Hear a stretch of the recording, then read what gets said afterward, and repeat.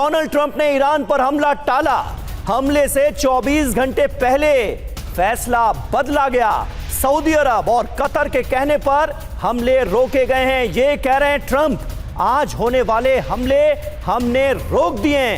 तीनों मुल्कों ने ईरान से डील पक्की होने का भरोसा दिलाया है। डोनाल्ड ट्रंप को हर बार कोई ना कोई बहाना चाहिए होता है, कभी पाकिस्तान, कभी खाड़ी देश। अब आपको बताते हैं कि आखिर डोनाल्ड ट्रंप ने सोशल मीडिया पोस्ट में लिखा क्या है, क्योंकि इस पोस्ट के मुताबिक कतर के अमीर, सऊदी अरब के क्राउन प्रिंस और संयुक्त अरब अमीरात के राष्ट्रपति ने मुझसे अनुरोध किया कि मैं ईरान पर अपने नियोजित सैन्य हमले को टाल दूं। उनका कहना है कि अभी गंभीर बातचीत चल रही है। उनके विचार में एक महान नेता और सहयोगी होने के नाते एक ऐसा समझौता हो जाएगा जो संयुक्त राज्य अमेरिका के साथ साथ मध्य पूर्व और उससे बाहर के सभी देशों को पूरी तरीके से स्वीकार्य होगा।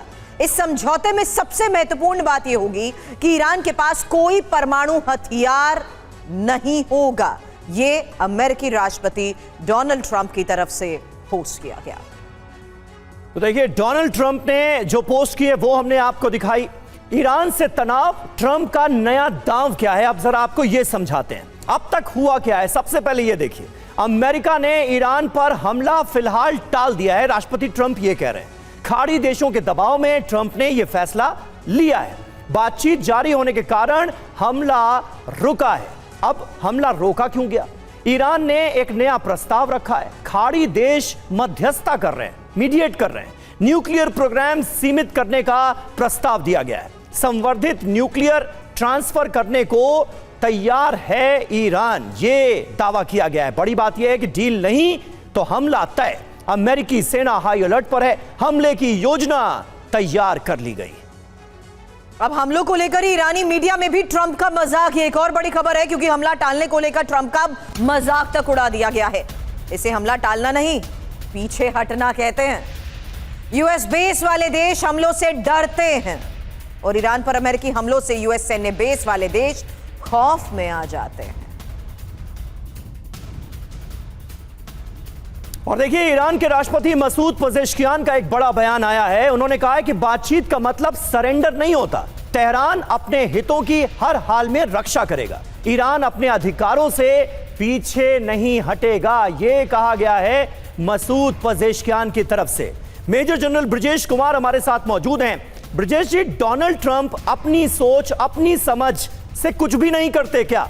कभी पाकिस्तान कहता है कि नहीं नहीं अभी ईरान पर हमला मत करना, मान लेते हैं। अब खाड़ी देश गिड़गिड़ा रहे हैं ट्रंप के आगे कि नहीं नहीं हमला ना करना, हमें नुकसान हो जाएगा, इसलिए उन्होंने मान लिया। लगता क्या है, इरादे क्या नजर आते हैं, असल मंशा है क्या अमेरिका की? समीर, डोनाल्ड ट्रंप शायद फंस गए और इसी का ये नतीजा है। और उनके फंसने का एक और भी बड़ा कारण यह है कि ईरान के हॉर्मुज़ स्ट्रेट बंद करने से पूरी दुनिया में अशांति सी हो गई है। एनर्जी सिक्योरिटी की का मामला है, फाइनेंशियल इकोनॉमिक ग्रोथ का मामला है, लोग असंतुष्ट हैं। तो डोनाल्ड ट्रंप ये जो करने गए थे, अभी उनको पता नहीं चल रहा है कैसे निकले। हालांकि उन्होंने सारी अपनी आक्रामक सामग्री, जो कहते हैं स्ट्रीट्स हो, एयरक्राफ्ट हो, यूएवी हो, ड्रोन्स हो, तैनात कर दिए हैं। का उसके साथ साथ उन्होंने प्रतिबंध भी लगा रखा है, नाकेबंदी भी कर दी है। ईरान को हर्ट भी हो रहा है, मगर शायद वो एक ऑफेंसिव करना नहीं चाहते हैं कि उसका जो आउटकम बहुत ही बुरा होगा। हम लोगों ने देखा कैसे ईरान ने भी यूएई के जो न्यूक्लियर पावर प्लांट पे हमला किया है कुछ दिनों पहले। तो उसकी जो आउटकम्स हैं बहुत ही भयभीत करने वाली हैं। इस वजह से भी शायद उनको संकोच है। और जब ये वॉर फैल रहा है तो कोई भी खुश नहीं है। उनके खुद के लोग जो अमेरिका में हैं, जो बढ़ती तेल की कीमत है जो कि $5 प्रति पाउंड हो रखी है और अशांति फैल रखी है। और मिड टर्म जो चुनाव उनके हैं नवंबर में आ रहे हैं, इस माहौल में उनको रास्ता नहीं मिल रहा है। और दूसरी वजह शायद ईरान के अंदर भी एक मत अभी तक नहीं हो पाया है। क्या IRGC है संभाला हुआ है मोर्चा, या पेजेश्कियां हैं, या फिर जो उनके शासन है, क्या स्पीकर हैं सभा के, उसके वो पावर सेंटर है, तो वो भी उनके मन का शायद मन बन रहा है। और जब चीज़ें देर हो जाती हैं, पलट जाती हैं, तो जितना कि दुनिया के सब बड़े पावर भी इसके अंदर में कूद पड़ते हैं और मामला थोड़ा और पेचीदा होता जाता है। बिल्कुल सर, और वो जो प्रेशर बनाने की कोशिश हो रही है वो तो अभी भी जारी है।